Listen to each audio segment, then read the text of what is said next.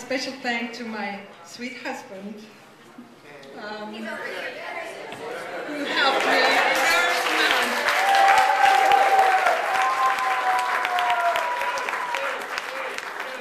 We had quite a time to put this exhibit together. We had to go through all these boxes in the attic, stuff that we didn't save, not that you had got the wrong idea about us, but we just never threw it out.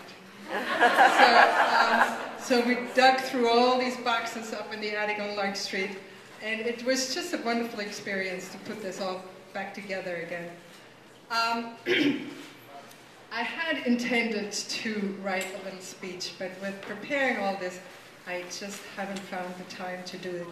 So I'm just speaking, and I probably might forget stuff, but whatever comes will come. I wanted to talk a little bit about the communities that we have been involved since I'm in this country. And the first one was through Pierce Hall, where our kids went to daycare. And I'm looking just right at when it's the first time, the longest friend Carol brought away.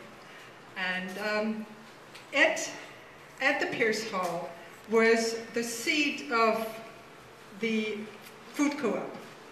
We had this buying club at the time, and we would have these monthly get-togethers at the Pierce Hall.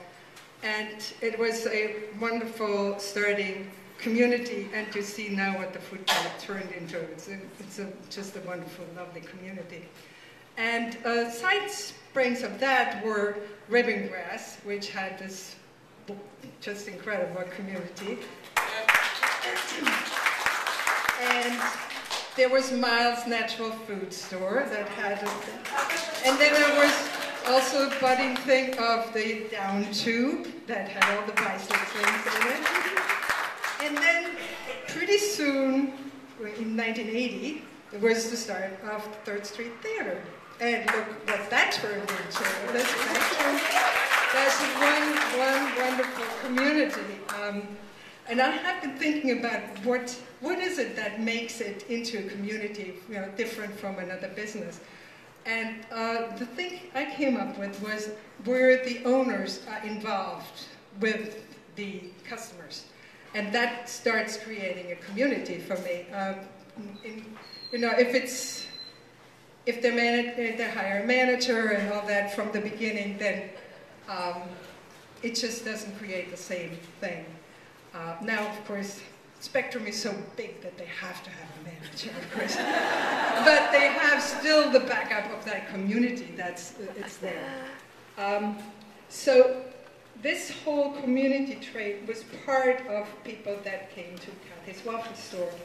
And the other part was all our artist friends. Now, the first one was very concerned about environmental issues and the food and all that. Now, the second part, the artists. The food co-op. The others too, the restaurant and all that. But then the artists were just the opposite. They had no sense of environmental issues. They ate hamburgers and all the junk food that you can imagine. But we got them both into Cathy's Waffle store. And they hated it that we didn't allow any smoking at the time, which was revolutionary at the time. I think only Ribbongrass had it before us. And anyway, so these two groups came together and formed this wonderful community of Cathy's Waffle store community. So, and I thank all of you to have been part of it and continue to be part of that. And well, what I wanted to do is say some other stuff, but I don't remember. The Women's Club. Oh, right. That's a very important thing. That, after all these years of having raised kids and been involved in other stuff, I got involved in the Women's Club, and I have not a very good history of having been involved with women all my life. I usually have male friends, and for whatever psychological reason that is, I don't know. But anyway, I got very, I tried, I thought I'd try this out, and I found this wonderful group of women, and it's just incredible to be part of trying to revive this club, which was very, very lively in the 20s and 30s and 40s, and really dwindled down in the 50s and 60s. And through Marcia from Iloko, through her rental of the place and celebrating her 20th anniversary here, a bunch of women found out about this and decided to start this up again. And so it's been a roller coaster with enormous amount of work that's going in here.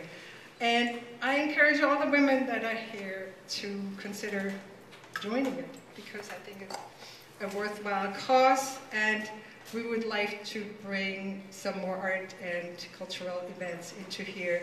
And with that, doing fundraisers and supporting the more disadvantaged children and women of our community. So, with that, I have one. Pam Robinson made a fabulous Valentine's cake downstairs, which is available to be raffled off. So, if anybody consider buying a raffle ticket for that, that would be wonderful. Or also, if you think this was just such a terrific event and you want to donate even more money, please do so. This is all going to the very, very needed restoration of a lot of the windows, and all kinds of things need to be fixed. So, want to thank you all again, and have you all a very, very happy Valentine's. I love you all.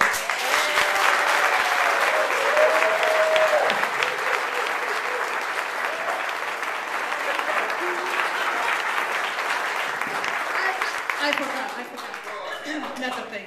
We're gonna have a little song. The video? Oh, okay. So we're gonna show a short video of me making cookies.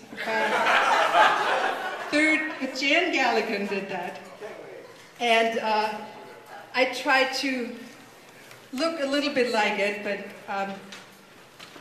you know how what that does on you, so you can compare it. So, and then afterwards, Ruth Pelham, and then Ed, or whichever way you're going to do it first, are going to sing a song, a sing-along for everybody.